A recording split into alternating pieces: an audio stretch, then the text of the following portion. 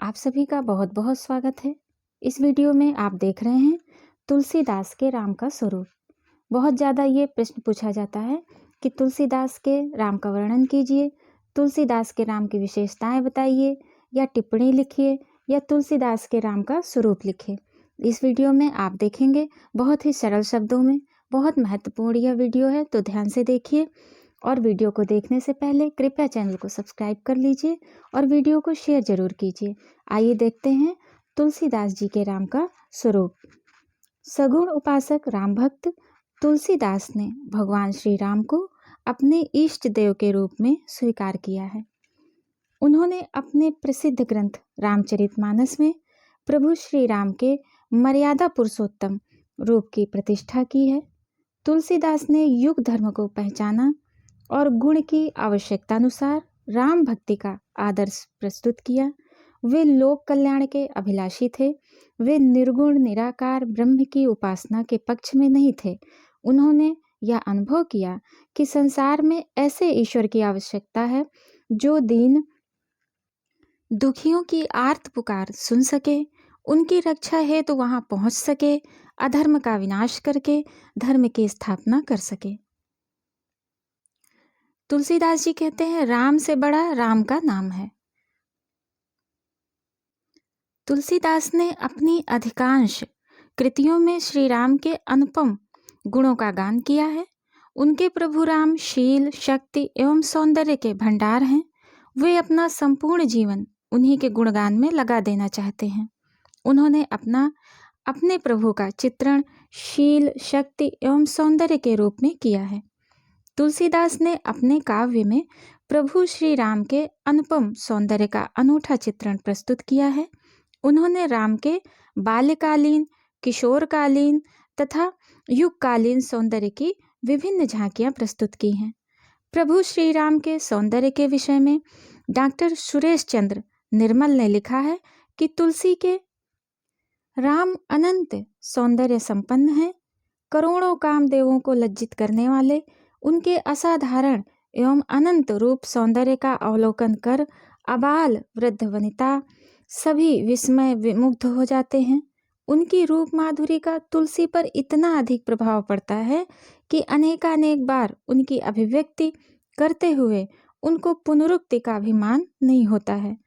तुलसीदास जी ने प्रभु श्री राम के बाल्यकालीन सौंदर्य का वर्णन करते हुए लिखा है, मरकत मृदुल कलेवर श्यामा, अंग अंग प्रति छवि बहु कामा, नवराजीव अरुण मृदु चरना, पंकज रुचिर नख ससि दुति हरना, नीलकंज लोचन भवमोचन, भ्राजत भाल तिलक गोरोचन, विकट भ्रगुटि सम श्रवण सुहाये, कुंचित कच मेचक छवि छाये।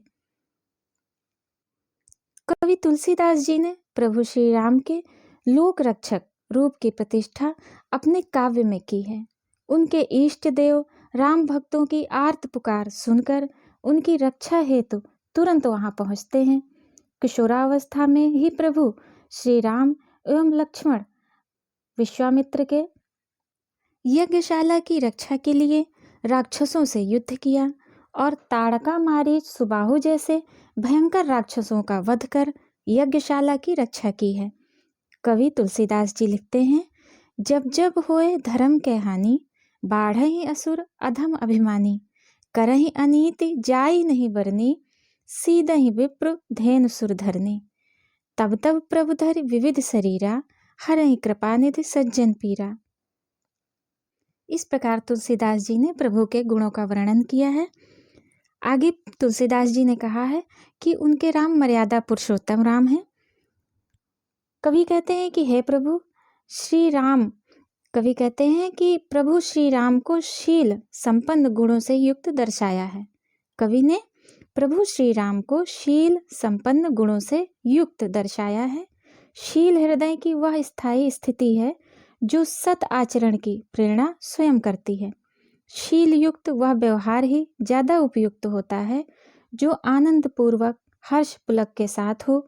मर्यादा पुरुषोत्तम राम के शीलत्व में तुलसीदास ने यही स्थापित किया है कि सुन सीतापति शील स्वभाव, जैसे पदों में उनके शील स्वभाव का आजीवन निर्वाह किया गया है। बाल्यकाल से ही राम वही करते हैं जो लोकहित साधक होता है। आगे देखिए, तुलसीदास जी कहते हैं, जेहि विधि सुखी होई पुर लोगा, करहि कृपा निधि सोई संजोगा। वेद पुराण सुनहि मन लाई, आप कहीं अनुजन समझाई। उपयुक्त विवेचन से स्पष्ट है कि तुलसीदास ने रामशील, शक्ति एवं सौंदर्य के गुणों से युक्त हैं।